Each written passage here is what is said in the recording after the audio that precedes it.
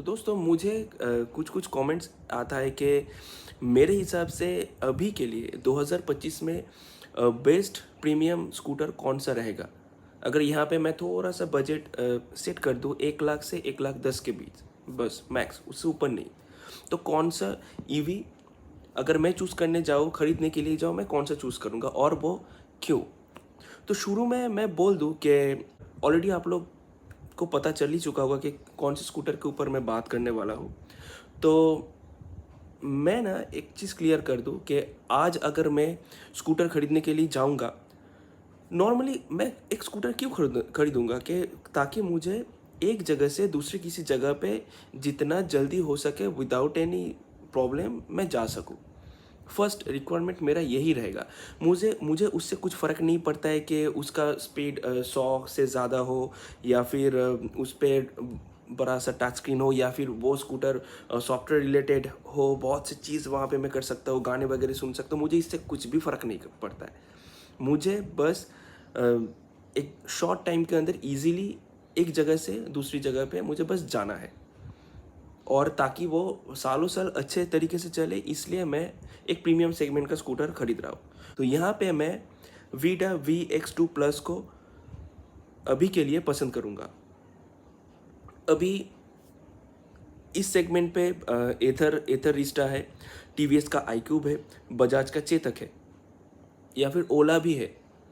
ठीक है, मैं शुरू में बोल देता हूँ ओला मुझे पसंद नहीं है, क्योंकि क्योंकि एक तो है सेकेंड जनरेशन स्कूटर चल रहा है, उसमें भी उतना ज़्यादा बहुत से प्रॉब्लम्स अभी भी आ रहा है, बैटरीज रिलेटेड प्रॉब्लम आ रहा है, बैटरीज बंद हो रहा है, ख़राब हो रहा है, माइलेज ड्रॉप इशू या फिर फायर इंसिडेंट रिलेटेड, इन इन सब के लिए मुझे ओला बिल्कुल भी पसंद नहीं है। तो ओला को मैं साइड पे रखता हूँ। यहाँ पे मैं टीवीएस चेतक, मतलब टीवीएस का iQube, चेतक और एथर का रिस्टा है। तो उन सबसे भी मुझे वीडा में कुछ कुछ फीचर्स ऐसा लगा कि ठीक है, ये बहुत यूज़फुल फीचर्स है, इसलिए मैं इस मॉडल को ज़्यादा प्रेफर कर रहा हूँ बाकी तीनों मॉडल से।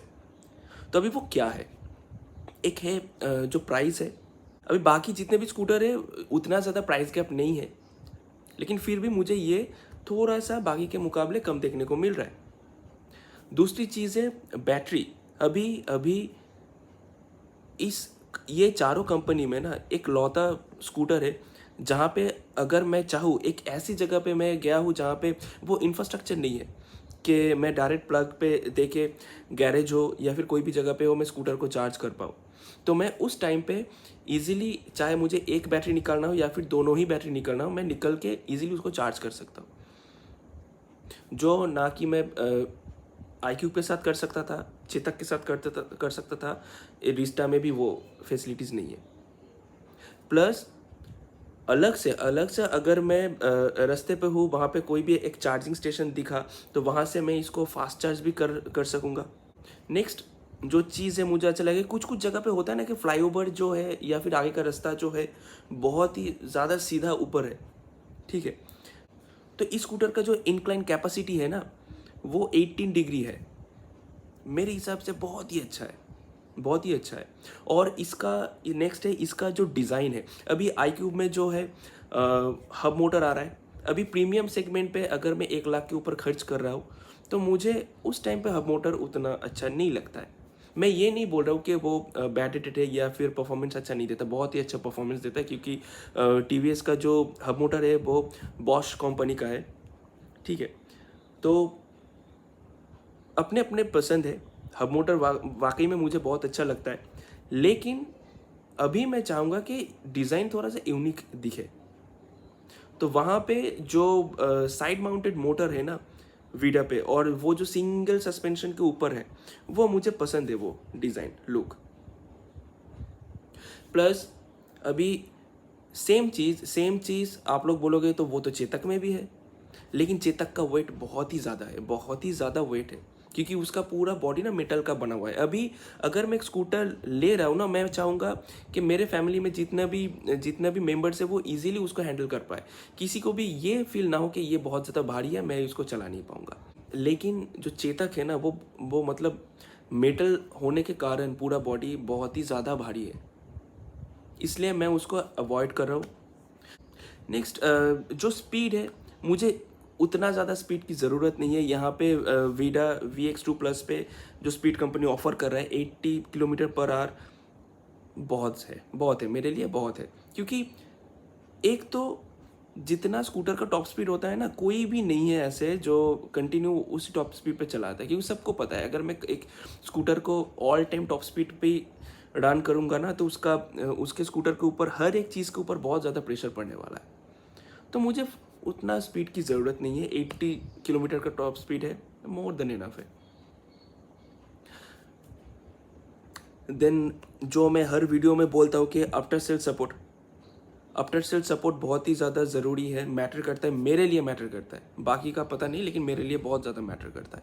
मैं एक स्कूटर लेने से पहले 1000 बार सोचूंगा कि मुझे इस स्कूटर में अगर कोई भी प्रॉब्लम आ गया ना, तो मुझे ईजिली वो सर्विस मिलना भी चाहिए, चाहे वो मेरे डोर स्टेप हो या फिर मुझे स्टोर पर जाना ही पड़े।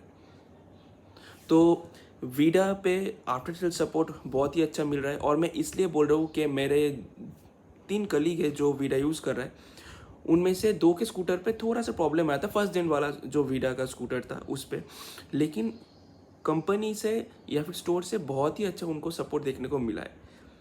लेकिन ऐसा नहीं है कि अगर आप एक चेतक लोगे या फिर TVS लोगे उसमें आपको अच्छा सर्विस देखने को नहीं मिलेगा, उनमें भी मिलेगा। ये पर्सन टू पर्सन वैरी करता है।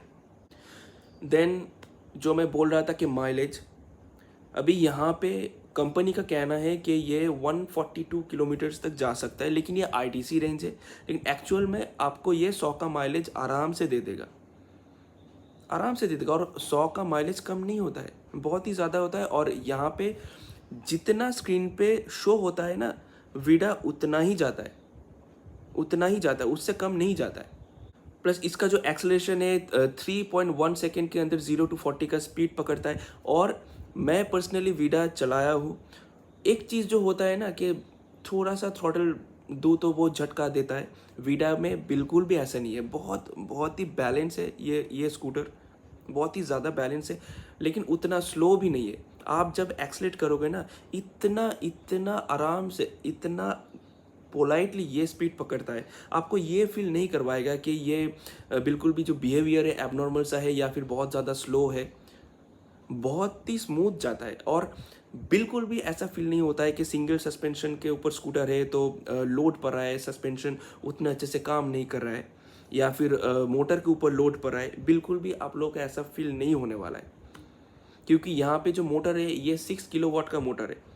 ये बहुत ही ज़्यादा होता है 6 किलोवाट। प्लस इसका जो हेडलाइट का जो डिज़ाइन है ना, मुझे इतना पसंद है, क्योंकि उस पर प्रोजेक्टर है। अभी हम सबको पता है कि एक नॉर्मल LED और प्रोजेक्टर में बहुत ज़्यादा फ़र्क होता है। नाइट विजिबिलिटी के हिसाब से प्रोजेक्टर लाइट बहुत ही ज़्यादा पावरफुल होता है। तो वीडा पे, सिर्फ वीडा पे आपको प्रोजेक्टर देखने को मिल रहा है, ना कि एथर के रिस्टा पे वो है, TVS का iQube पे है, या ना बजाज चेतक पे। तो ये कुछ स्पेसिफिक रीजंस था जिस हिसाब से 2025 में मेरे हिसाब से Vida VX2 plus value for money scooter बन जाता है मेरे लिए। मैं शुरू में भी बोला था, अभी भी मैं बोलूँगा ये पर्सन टू पर्सन चॉइस है, लेकिन मेरे लिए ये बेस्ट है। बाकी आप लोग बोलिए, आप वीडा VX2 प्लस या चेतक या फिर iQube या फिर रिस्टा, कौन सा लेना आप लोग पसंद करोगे और वो क्यों? ज़रूर आप लोग कमेंट सेक्शन में अपना ओपिनियन शेयर कीजिए। Thank you.